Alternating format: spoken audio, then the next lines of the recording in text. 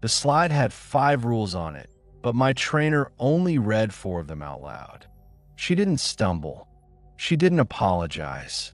She said the number 2, read rule 2, then said the number 4 and read rule 4, and her eyes never went to the line in between. I sat in the back row of the orientation room with the printed handbook open on my lap, and I read rule 3 to myself while she was talking, the way you read anything that's right in front of you. I didn't know yet that reading it was the part that mattered.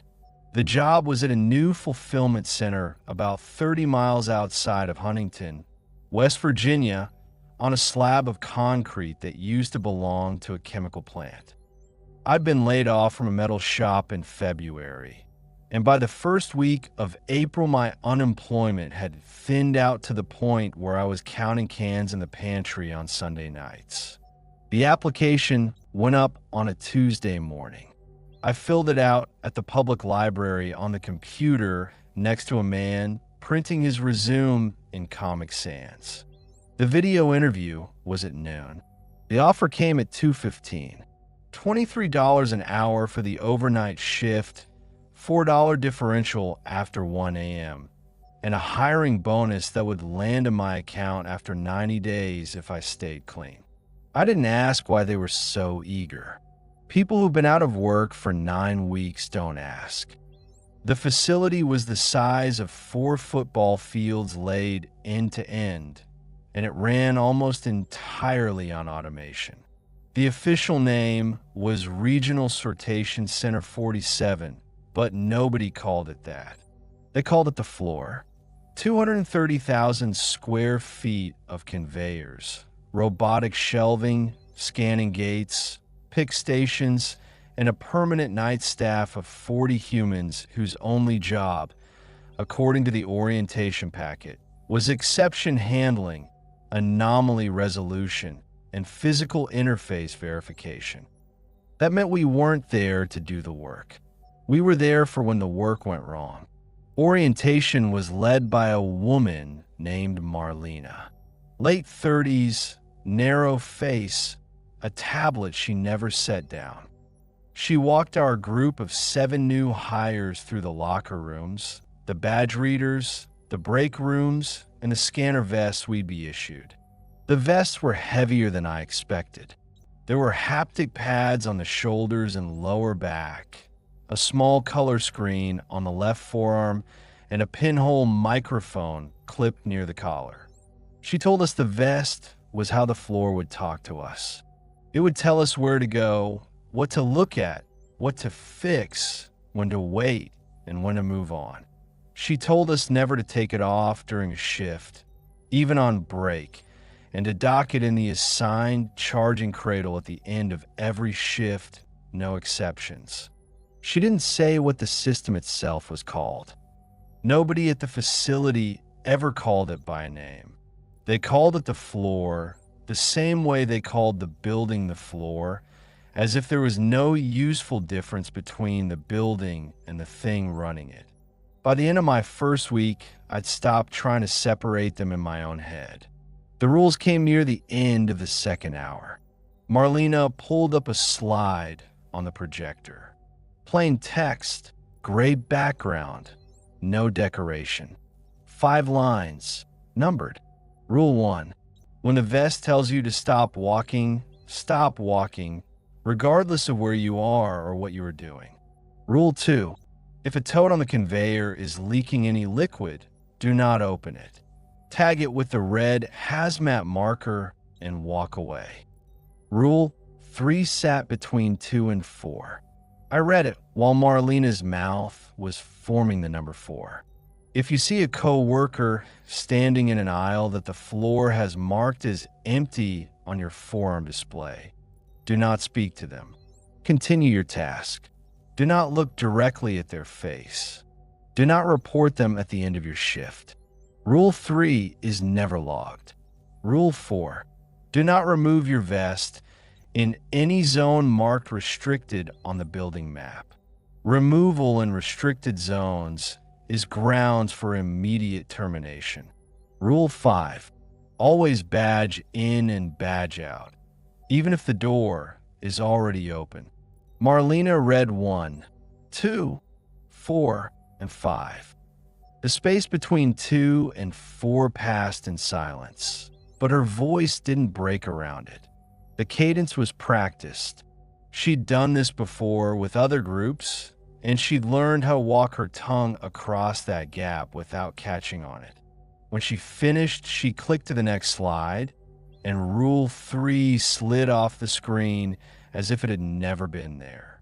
She asked if there were any questions. I almost raised my hand.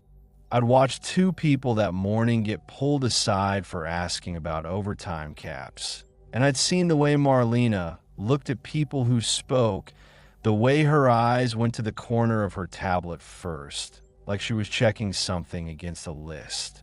So I kept my mouth shut. I figured Rule 3 would come up again in a manual, in a briefing, in a quiet word from somebody on the floor. If it didn't, I figured it wasn't important. I started that Sunday night, 11 p.m. to 7:30 a.m. The floor at night is not what people imagine when they think of an Amazon warehouse. There's no shouting, no rushing, no forklifts cutting between aisles. The robotics handle almost everything. Tall orange drive units glide across the polished concrete, carrying entire shelving pods on their backs, weaving in patterns that look chaotic until you watch long enough to see the lanes inside the chaos. Conveyors hum along the ceiling in unbroken loops. The lights are dim everywhere except the pick stations and the inspection bays, because the robots don't need light, and lighting empty aisles costs money. Most of the building sits in a soft amber gloom, the color of old paper, and the air smells faintly of cardboard and warm rubber and the particular dryness of cooled electronics. The 40 of us were spread across that space like coins dropped in a stadium. You could walk for 10 minutes without seeing another person. Your only constant company was the vest. My first task came in 3 minutes after I clocked on. The screen on my forearm lit up with a small map. A pulsing blue dot for me. A red marker about 120 yards away. The vest gave a soft buzz against my left shoulder, which I've been trained meant turn left, and I turned left, and the haptics walked me through the aisles to a tote that had been flagged for a misway. I scanned it, opened it, counted the contents, confirmed the count. The screen thanked me in a small text bubble and sent me to base 17 to check a tote that had failed an imaging scan. That was the whole shape of the work. Walk, scan, count, confirm, move on. Sometimes I had to repackage something that had split in transit. Sometimes I had to retrieve an item that had fallen off a shelf during a robotic handoff. Sometimes the vest told me to stand in a particular spot and just wait, and after a minute or two, it would buzz again and tell me to walk away. I never knew what those waits were for. I assumed the floor was rerouting traffic around me, or running a calibration that needed a human-shaped object in a specific location. I learned not to ask. By the end of my first week, I'd gotten used to the rhythm. The silence, too. We rarely crossed paths, the 40 of us, and when we did, we usually just nodded. Conversation was discouraged because the vest's microphone picked up everything, and the system flagged audio that didn't relate to a task. Marlena had told us this on the first day in her flat, careful tone. The vest is listening. Speak only when you need to. Rule 3 didn't come up again. Not in the manual. Not in any briefing. Not in any conversation I had with the few co-workers I got to know. After 2 weeks, I'd almost convinced myself I'd misread the slide. Then on my 15th shift, I saw someone in an empty aisle. It was a little after 3 in the morning. The vest had sent me to aisle 44C, deep in the tall shelf storage zone to retrieve a tote that had been improperly stowed by a drive unit. The map on my forearm showed me as the only person in that section. The next closest blue dot was a coworker named Devin, almost 200 yards away in the opposite corner of the building. The aisle itself was rendered in light gray, which on the display meant unoccupied, no active tasks for any other worker. I walked into the aisle. The shelves rose 40 feet on either side, packed tight with brown totes and cardboard mailers, and the amber light got thin the further in I went.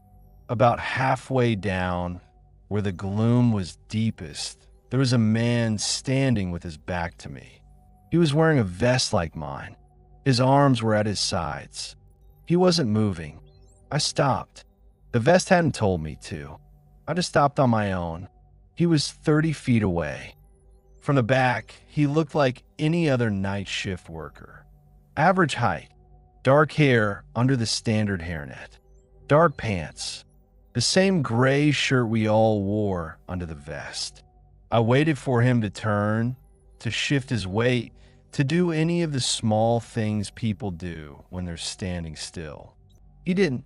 Rule 3 came back to me all at once, in the exact words from the slide.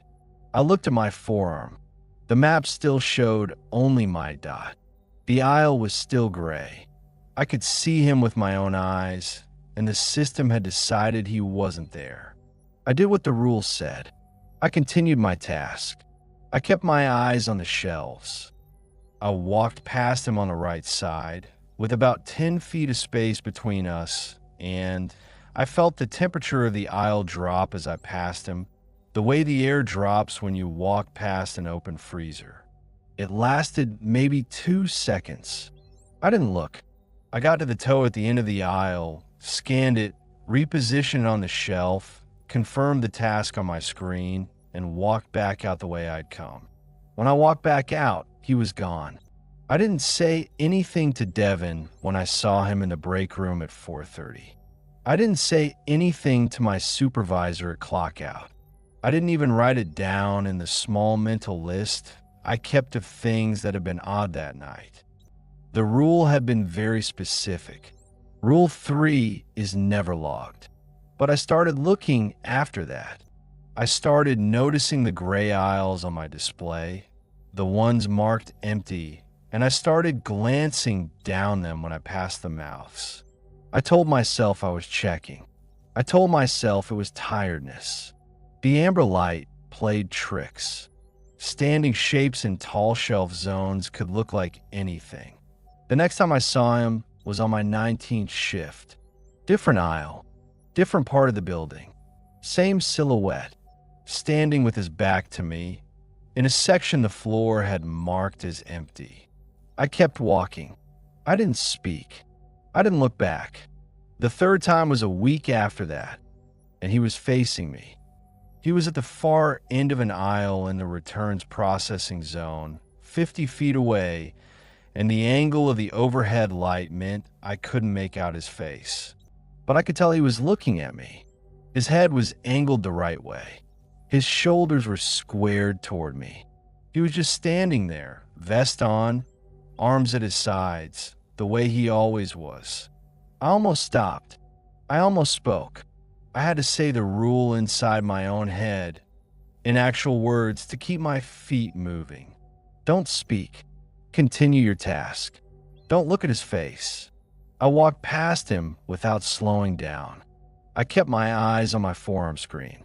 The map showed me alone in the aisle. When I got to the end, I made the mistake of glancing back. He hadn't moved. He was still standing where I'd first seen him, except now his head had turned to follow me. The angle of his neck wasn't quite impossible. It was just slightly past where a person's neck wants to go. The way someone's neck looks when they're trying to see something behind them in a car without turning their whole body, except held that way, comfortably, like that was the resting position. I finished my task and went to the bathroom and stood at the sink for a long time with the cold water running over my wrists. I wasn't panicking. I want to be clear about that. The whole thing didn't feel like panic. It felt like being told a fact about the structure of the world that you've been avoiding for a long time. As long as I followed the rule, the wall held. The rule was the wall. As long as I respected it, he stayed on his side. I went back out and finished my shift. Rule 4 started to matter around then too. The one about not removing your vest in restricted zones. I'd taken it for a basic safety thing during orientation, the way you don't take off a hard hat at a construction site. But around my 5th week, I started to understand it differently. There was a section near the south loading docks where the vest's haptics got strange.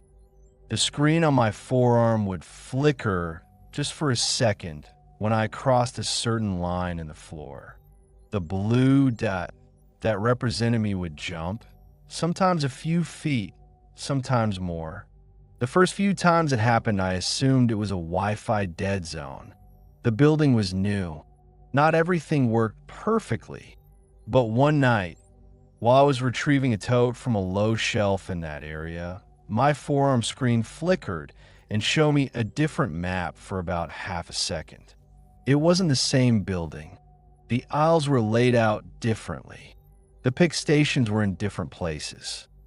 There were more blue dots on the screen, 15 or 20 of them, scattered across the floor plan, and one of them was inside the shelving where no person could possibly fit.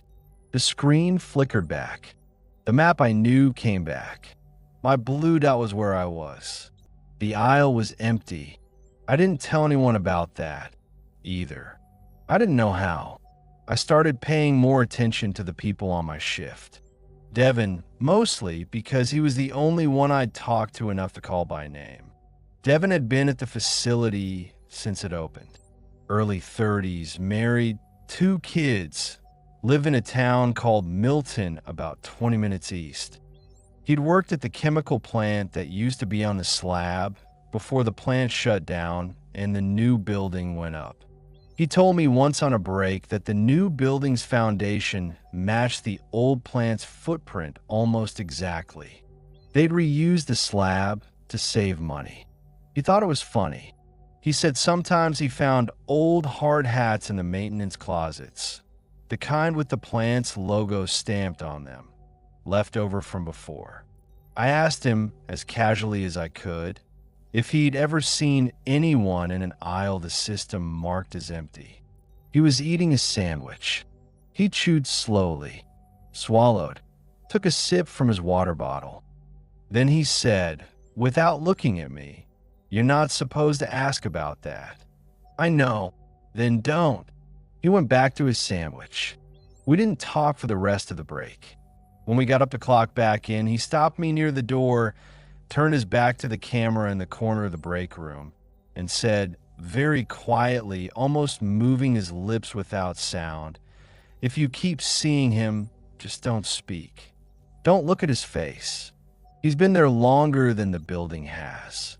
He clipped his vest back on and walked out. I want to tell you I quit after that.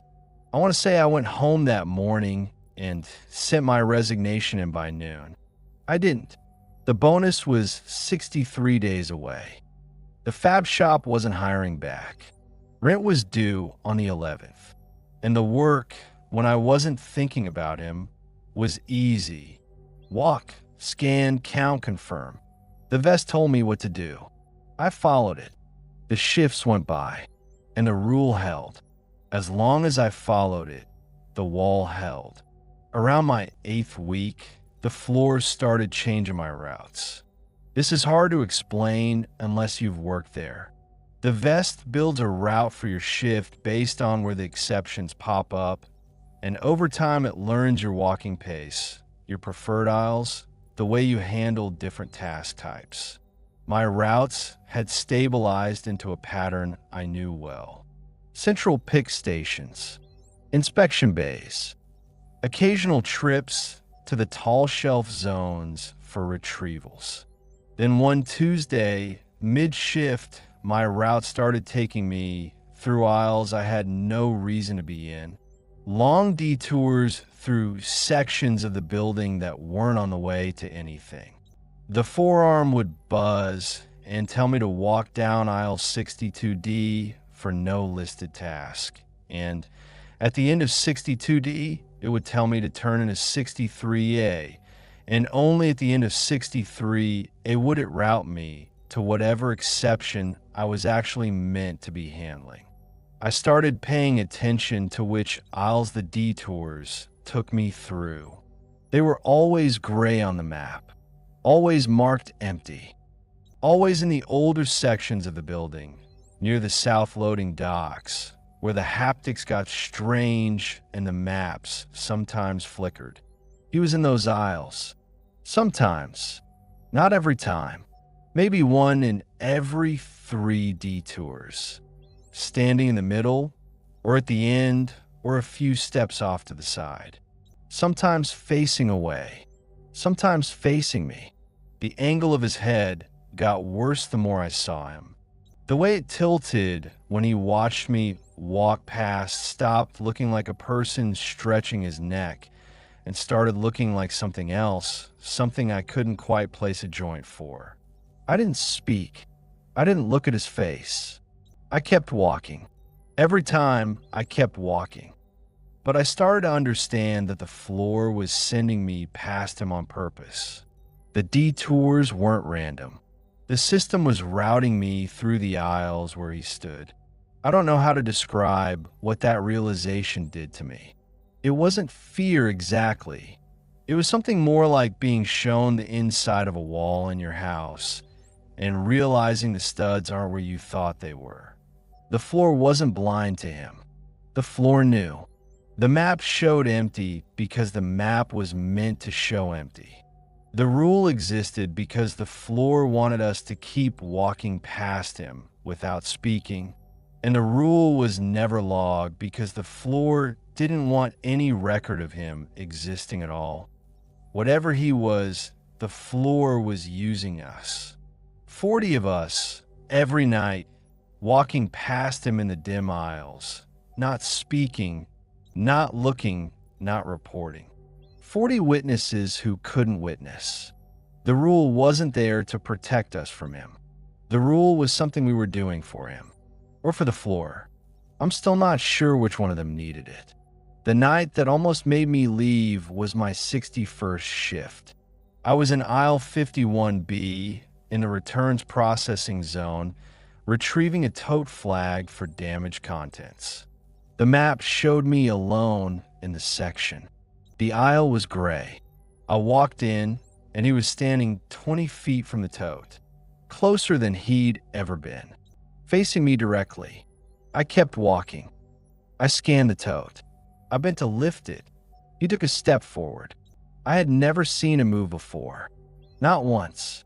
Every other time, every single time, he'd been frozen in place, either facing toward me or away.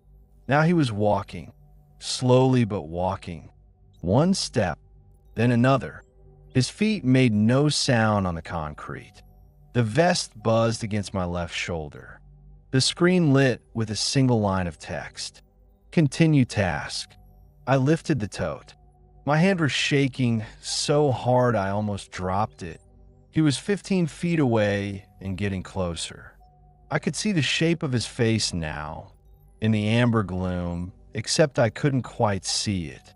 There was something about how the light fell on him. My eyes wouldn't focus on the features. I'd look at where his nose should be, and my gaze would slide off, the way your gaze slides off the glare on a window when you're trying to see through to the other side.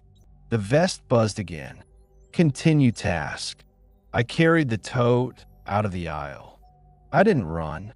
The rules don't have anything about running, but I knew, the way an animal knows, that running would be a kind of speaking. I followed the haptic guidance to the inspection bay, set the tote on the conveyor, and confirmed the task on my screen. My hand was still shaking when I confirmed. The vest gave me a 30-second pause, which it had never done before. Then a new task came up, and I walked to it, and the rest of my shift went normally. He didn't appear in any other aisle that night. When I clocked out at 7:30 in the morning, I sat in my car in the parking lot for a long time. The sun was coming up over the river, that gentle yellow West Virginia light that makes everything look forgivable. The shift workers were filing out around me, getting into their cars, lighting cigarettes, driving home. I watched them. They all looked tired in the same way. None of them looked scared.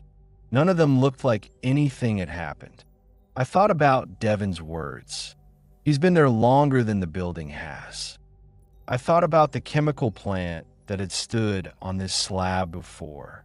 I thought about the 40 of us walking past him every night, and the night shift before us, and the night shift before that, and the dozens of facilities being built across the country with the same automation, the same vest, the same 5-rule slide where the trainer always skipped a number. The phrasing of Rule 3 had been too clean to be one Wearhouse's invention.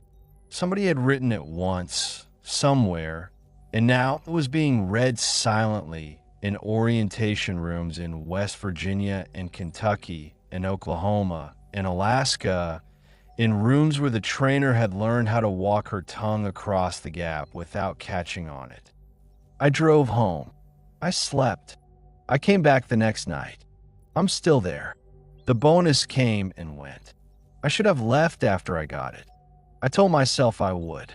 But the work is steady and the money is fine and the rule is simple. And when something is simple enough, you can carry it for a long time without feeling the weight of it. Don't speak. Don't look at his face. Continue your task.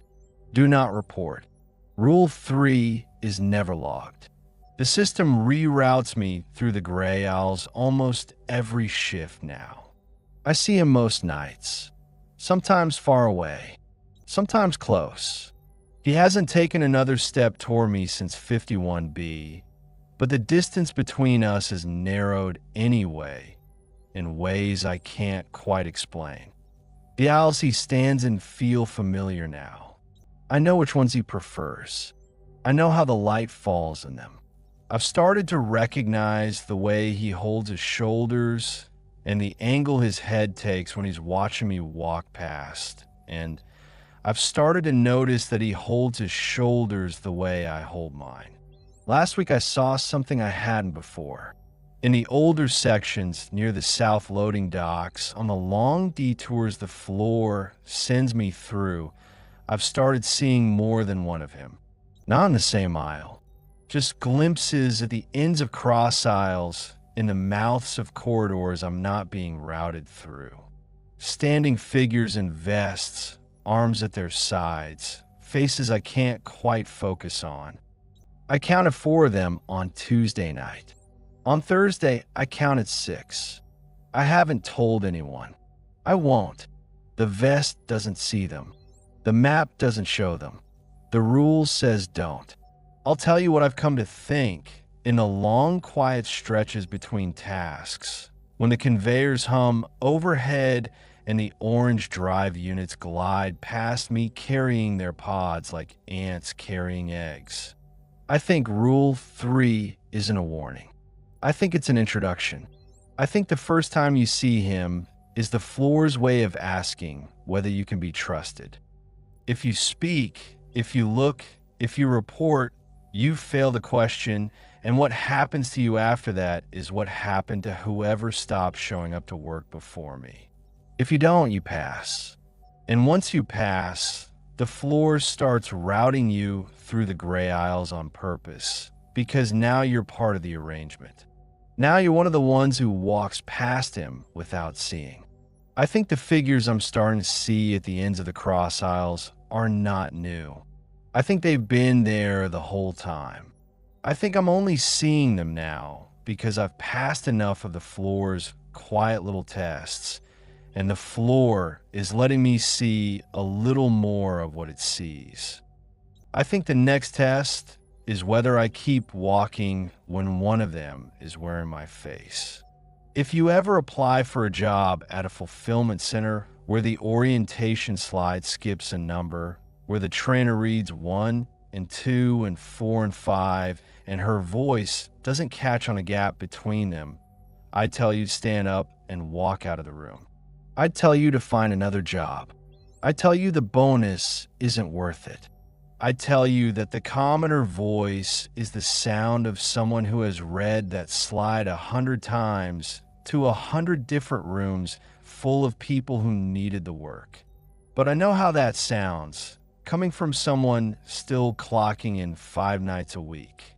So instead, I'll just say this. If you take the job and the vest sends you down an aisle the map has marked as empty, and there's a man at the end of it standing with his arms at his sides, do exactly what the rule says. Don't speak. Don't look at his face. Continue your task. Do not report him at the end of your shift. Do not write it down in your phone. Do not tell your spouse about it when you get home in the morning. Do not type it into a search bar. And whatever you do not write the rule down for anyone else. Some things stay unwritten because writing them is how they learn your name. And once they know your name, the floor stops routing you past them. It starts routing them past you.